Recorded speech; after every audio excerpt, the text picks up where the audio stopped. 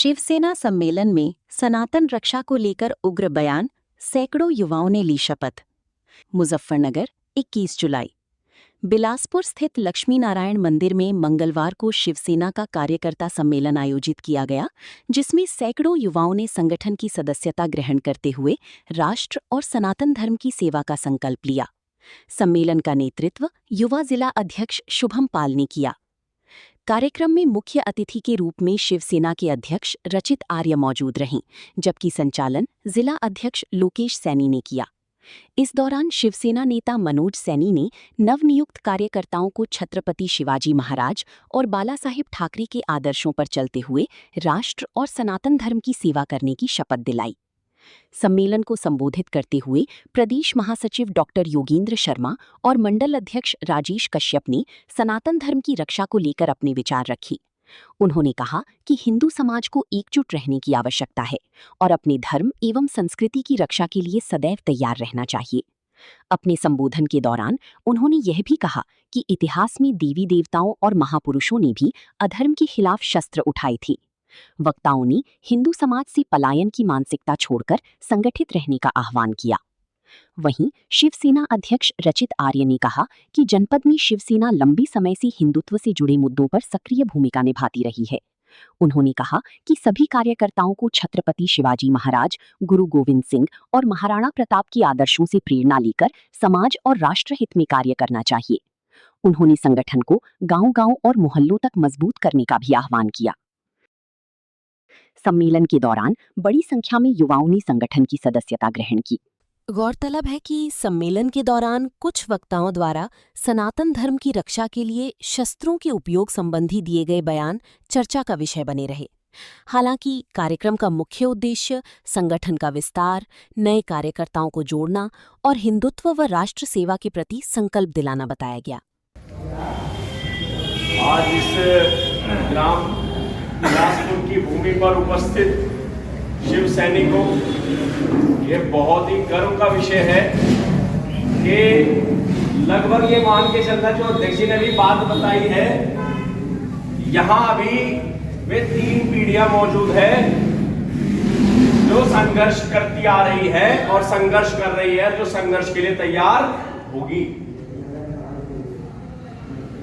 इसी क्रम में जब मेरा जन्म भी नहीं हुआ था, उस समय से पहले भी आदरणीय मनोज सैनी जी, योगेंद्र शर्मा जी, राजेश कश्यप जी और एक गलत शब्द का उपयोग कर रहे हैं बड़े भाई लोकेश सैनी जी, मेरे लिए बड़ा भाई बोल रहे, मैं इनका छोटा भाई हूं, तो मेरे बड़े भाई लोकेश सैनी जी, इन लोगों ने अपना जीवन देकर, अपने जीवन का अमूल्य समय देकर, जिस समय धन कमाना था, परिवार को सबल करना था, धन से अर्जित करके परिवार की श्रृंखला को मजबूत करना था, वो समय इन्होंने इस राष्ट्र के लिए, इस धर्म के लिए, संस्कृति के लिए दिया है। ये हमारे लिए सौभाग्य की बात है। अब ये कर्तव्य किसे निभाना पड़ेगा? किसे निभाना पड़ेगा? हमें निभाना पड़ेगा।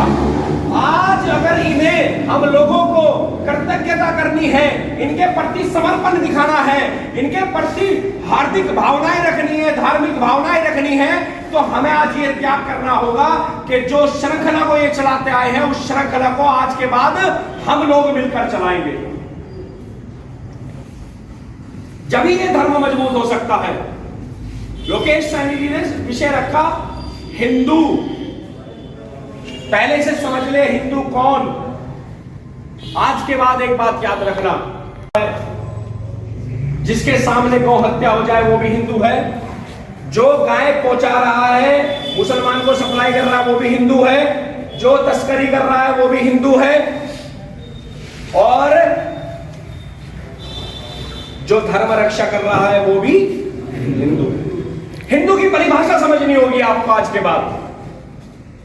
जो धर्म की रक्षा के लिए सदैव तैयार हो, जो गांव की रक्षा के लिए सदैव तैयार हो, जो मातृभूमि की रक्षा के लिए सदैव तैयार हो, जो स्त्री रक्षा के लिए सदैव तैयार हो, वही अपने आप को हिंदू कहने लायक है, अन्यथा कोई हिंदू कहने लायक नहीं है।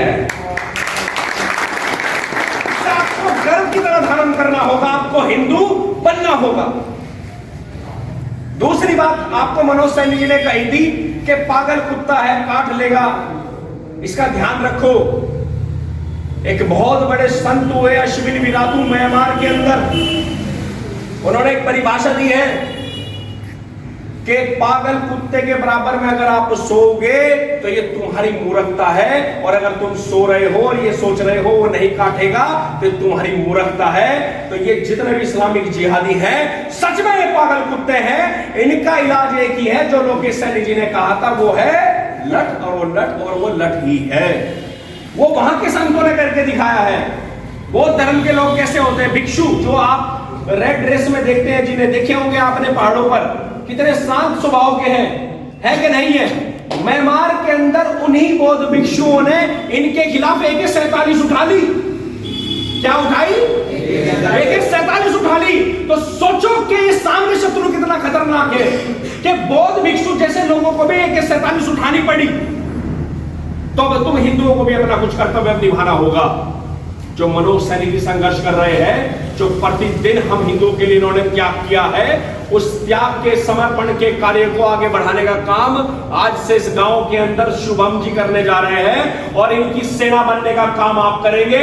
और एक सेना अच्छी जभी चलती है जब उसका सेनापति मजबूत हो, और एक सेनापति जभी मजबूत दहाड़ता है जब उसके सैनिक मजबूत हो। तो आज के बाद सैनिक और सेनापति का कर्तव्य तुम निभाने के लिए तैयार हो कि नहीं हो? रूप से है, किसी प्रकार की संशय मत रखो।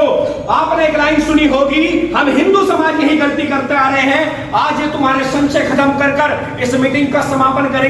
जहां गूगल में चल रहे हैं एक और सही कैमरा ना, वीडियो बंद करने की जितनी बनी बनाओ, चाहे 11 लग जाओ चाहे 12 लग जाओ, तो सही है। पंखाई के मर सकूं मैं सारा, हम आगे भगवान जी में पैदा हो गए तो हम क्यों डरते भाई? ये तो हमारे धर्म गुरुओं की दिक्कत है। सारे हमें नचाना सिखा रहे, भगवान तो हमारे जेल में पैदा हो गए, राजा राजा करते हैं वहां, पैरों में गुंगू बंधा दे। ये तो इनकी दिक्कत है। हमारे तो भगवान क्रांतिकारी हुए, तो डरने की जरूरत नहीं जेल से। जहां तक न चले वहां झूठ सही, और जहां हक न मिलेगा तो लूट सही, वह लूट लो।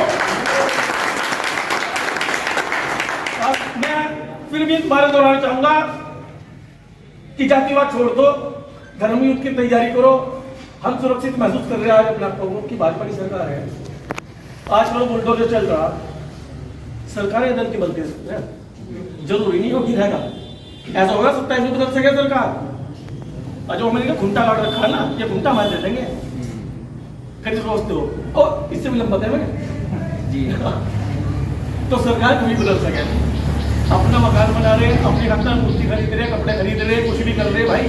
5-4 गज जगह ना कम ले लो, साली पुट्टी ना करो, 5 लाइटें। सम्मानित मंच, सम्मानित साथियों, कोई हमें के महीने में चुनाव नहीं लड़ना आपके बीच वाले कि 27 में चुनाव है, हमें किसी को चुनाव लड़ना। 27 में प्रधानमंत्री का चुनाव है, वो प्रधानमंत्री का चुनाव लड़ना है, सभापति का चुनाव लड़ना।